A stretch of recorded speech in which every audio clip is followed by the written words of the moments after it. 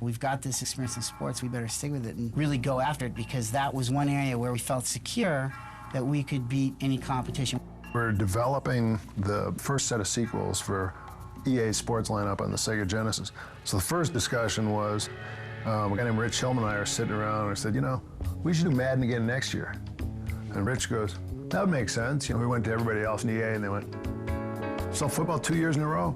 Nah, it'll never work. But we insisted. So we set off to do Madden football and said, well, as long as we're doing that, let's do another hockey and let's do another basketball. And with that, EA Sports was born.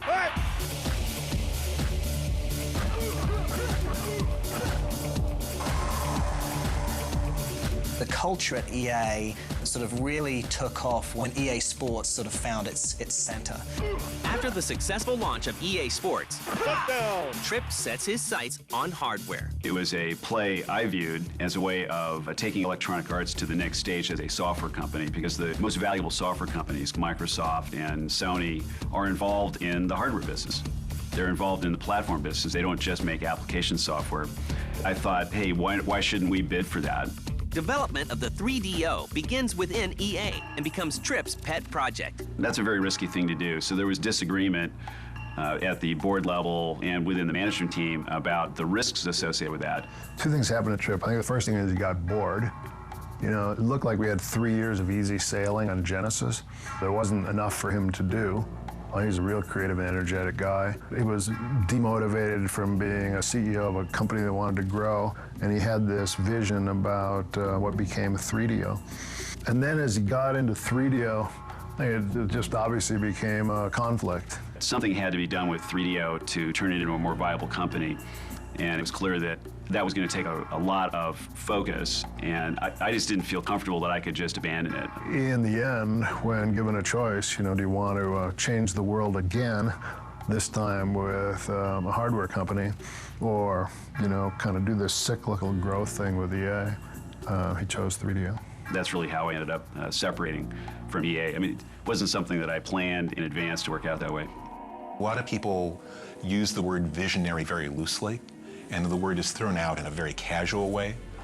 Tripp was and is a visionary in that a lot of things that came to pass, Tripp did see them long before they came to pass. And his batting average for being able to view how events would unfold was so high, plus his ability to motivate people to go out and try and make that vision of the world happen. So that's the way I think of him, as somebody who actually truly deserves the word visionary. In 1991, Tripp Hawkins leaves the company he founded to embark on a new venture, placing Electronic Arts in uncertain hands. We did a really rocky transition in the early 90s from the founding CEO to a new CEO. Made for a really hard 3 years.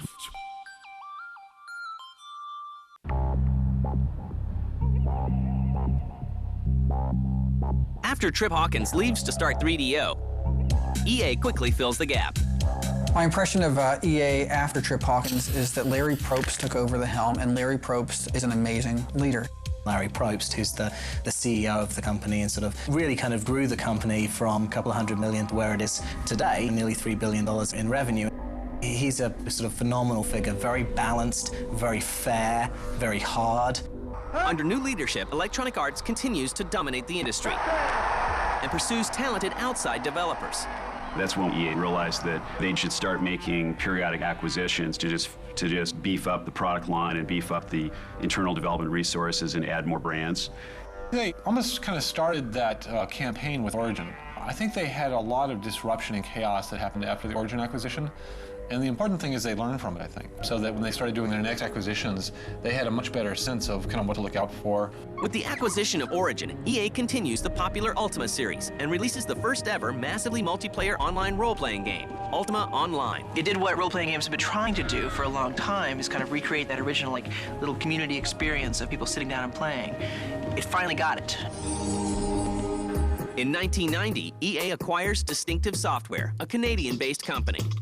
Don Matrick, who had founded Distinctive Software as a child prodigy and then run it for 10 years. Matrick called up Tripp and said, you guys should acquire us. Distinctive Software, which is EA Canada today, and it is the largest video game studio in the world. They do have a lot of the big-time titles. They're a workhorse for EA, NBA Live, for Speed, Def Jam, FIFA, MVP Baseball. He delivers, gives it a ride deep to center. Shades of Willie Mays. What EA's done in terms of buying the developers, it's been very successful. They've worked with the developers on multiple SKUs. It's given them time to get to know each other and understand whether or not they're synergies, rather than just go out there and chase after the hit developer who's got big million-unit seller last year and just buy them outright. In 1997, EA buys Maxis, the developer of the SimCity series. It was actually pretty impressive, the group of people they brought into Maxis. About 4 sharp people replaced about 10 vice presidents that we had at the time, and generally did a better, more focused job of running the company. Because of that, Maxis, as a studio, was able to get much more focused on what we were good at. Under Electronic Arts, Maxis releases SimCity 3000 and the best-selling PC game of all time, The Sims. And EA helps change the makeup of the industry. Which came first, the chicken or the egg, you know? Is EA gobbling up developers, thus changing the industry, or is the industry changing, thus requiring EA to gobble up the developers? You know, I'd always seen EA as kind of like the Death Star. You know, like this large monolith kind of going around and gobbling up things. You know, what I didn't realize until they acquired us was they, in fact, were being run by very smart people. Other key acquisitions made by EA include Peter Molyneux's company, Bullfrog, and the Florida-based Tiburon, known for bringing the Madden franchise to the next-generation consoles. Madden NFL 2001 has a special place just because of, it really put our company, Electronic Arts Tiburon, on the map as one of the premier sports games developers. You know, that was a huge achievement. A lot of hard work. It really kind of set the pace for sports gaming on next-gen consoles. All next-gen consoles were not blessed with Madden, though. And he dropped it. Electronic Arts decided not to develop games for Sega's Dreamcast, despite the company's success on the Sega Genesis. There are a couple negatives about the Dreamcast. The first was we'd lost a little faith in Sega's management because they had done the 32 acts, they did the Sega CD, they kept kind of cycling this new stuff and kind of changing their story about where they were going to put their emphasis. The Dreamcast for a while there was going to be an online machine at launch. They made too many changes for us to stay confident. Meanwhile, Sony, what they said they were going to ship, they never changed their message on the PlayStation. For Electronic Arts, one of the things that we've prided ourselves on is being platform agnostic. We think that our responsibility is to create the best software experiences for consumers.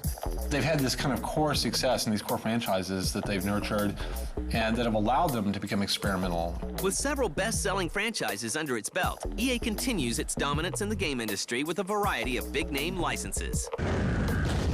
They obviously moved a lot more towards licenses with the Lord of the Rings franchises. And James Bond.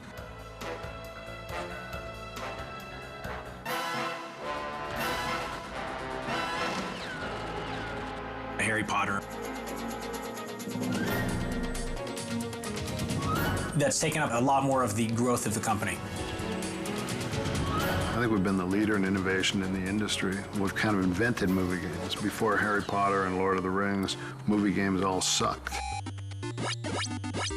And they came out late. And we still see highly anticipated movie games that still suck. The appetite for innovation and risk-taking in EA in the last 5 years has changed pretty dramatically. Today, Electronic Arts continues to expand its reach into the video game community. This gaming giant now has over 4,400 employees worldwide, and it's showing no signs of slowing down. This company has a future. Electronic Arts, I think, is now institutionalized learning habits, marketing habits that can withstand kind of the transition between generations. At EA in the next 5 years, we're going to get to the place where we're going to answer the question that we asked in our original recruiting ad, which is, can a computer make you cry? What makes EA successful is that they have a good mix of the right people and a good mix of the right personalities. EA's success is a gestalt of those people.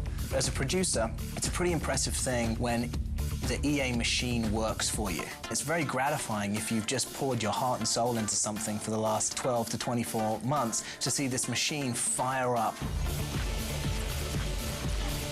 It's like a giant battleship that's turning its gun, so when it starts firing, you do not want to be on the beach. I'm kind of amazed at what has happened. That's beyond my wildest dreams, and it's totally exhilarating.